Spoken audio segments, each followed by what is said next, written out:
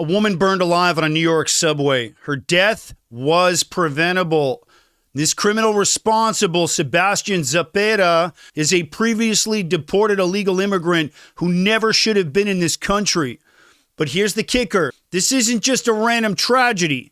This is what happens when leadership fails at every level. This is Biden's America. Broken borders, demoralized police, and innocent lives caught in the crossfire.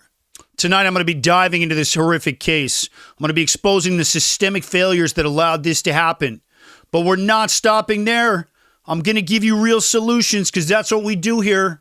Solutions that will empower law enforcement, help secure our borders, and stop crimes like this from ever happening again. Let's get into it.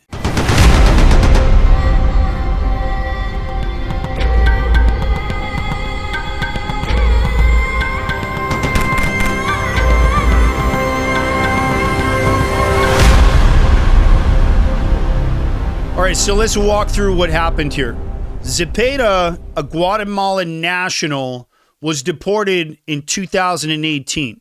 Yet somehow he was back in the U.S. riding our subway system, and witnesses say that he doused a woman with gasoline and set her on fire, killing her in one of the most horrific crime scenes New York has ever seen, or at least I've ever seen here on from the footage that I've looked at.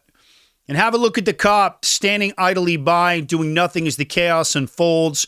I am very pro law enforcement. I serve in law enforcement. I have served in law enforcement for over 15 years as a reservist.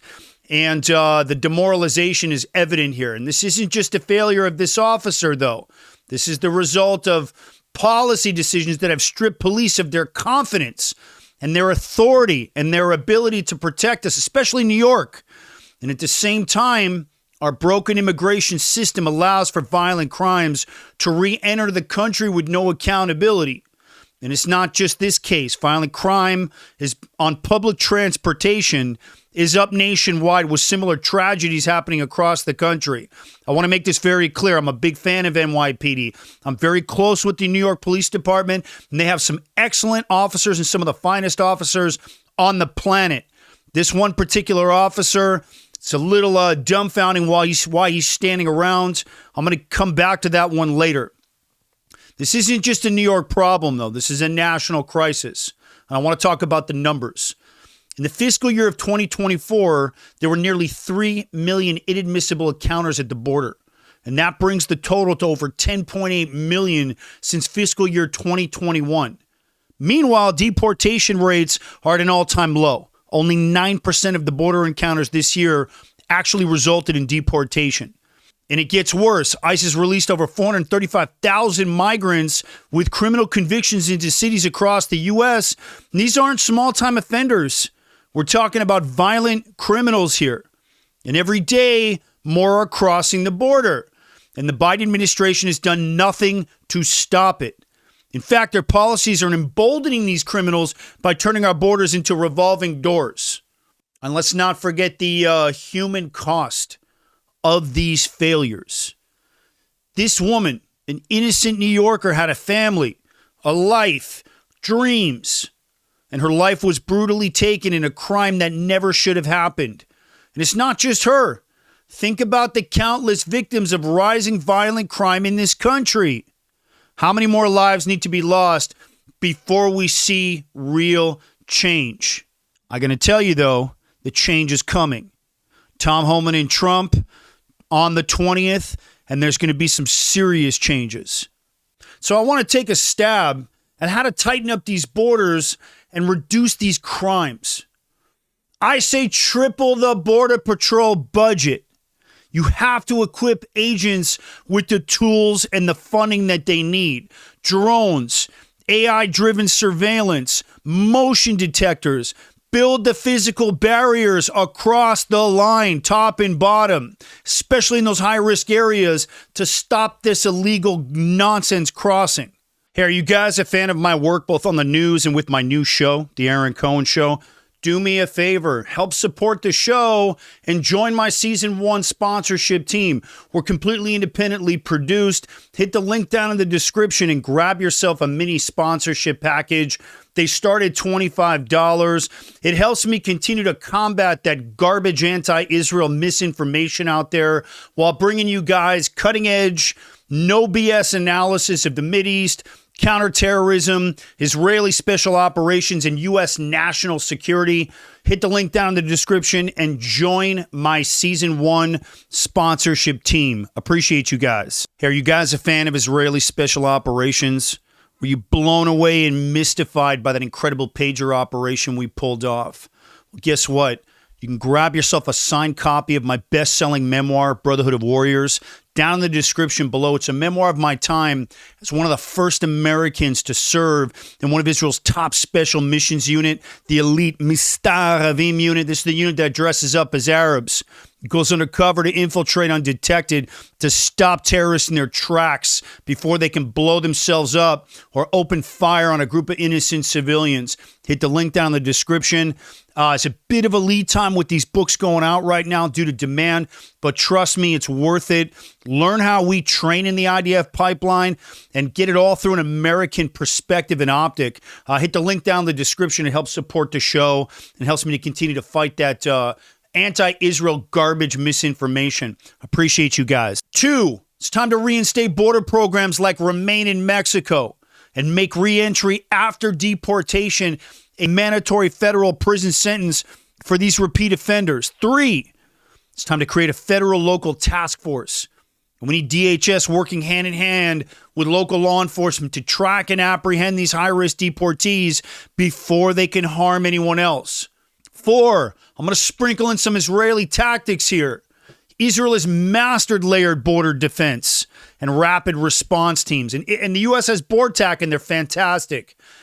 We need more of it. More similar strategies to keep these infiltrations, to keep these cities secure, beef up BORTAC and their tactical numbers. Now, I want to say this. Securing the borders isn't enough. We need to empower law enforcement to be able to act when these threats arrive. I'm talking about restoring officer confidence across the map, especially in those blue cities where they've been gutted.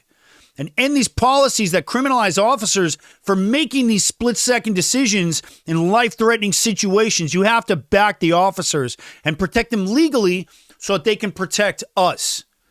2, the tactical training. All of that is perishable, and all of that needs to continue to be built up.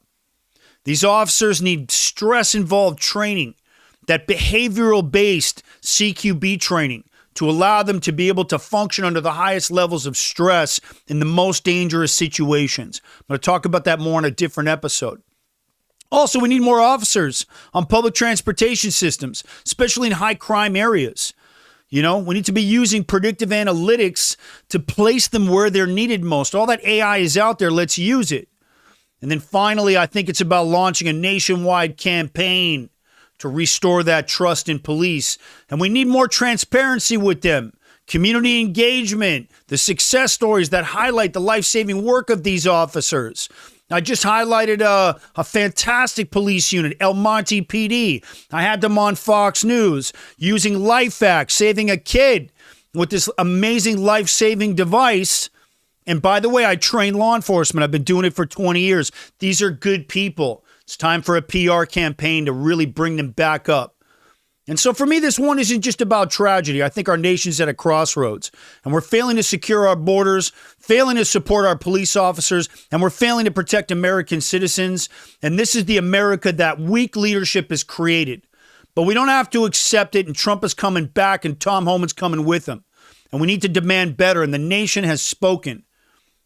So if you're tired of watching this country fall apart, join me in the fight. We've still got time till the 20th. Subscribe to my show. I continue to expose these failures and deliver real solutions. It's not enough to just complain. We need solutions to take back these cities and secure these borders and help restore this law and order. And together we can keep building this thing out here. The Aaron Cohen Show is sponsored by the Cherry's Deep Concealment Holster. Same holster I trained Keanu Reeves on for the John Wick franchise. This thing runs below the waistband, means it's never going to fall off you. And there's also zero digging into your gut. Also, lightning fast draw with just a little bit of training.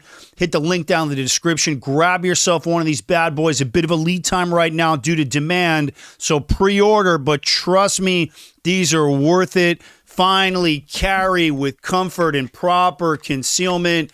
Hit the link down in the absolutely minimum adjustable clip here. Hit the link down in the description. Pre-order one of these things and finally carry with proper comfort and concealment. I want to thank you guys for watching this one. I'm going to keep an eye on this incident as it continues to unravel. I'm Aaron Cohen. You're watching The Aaron Cohen Show, and I will catch you guys soon on the next one.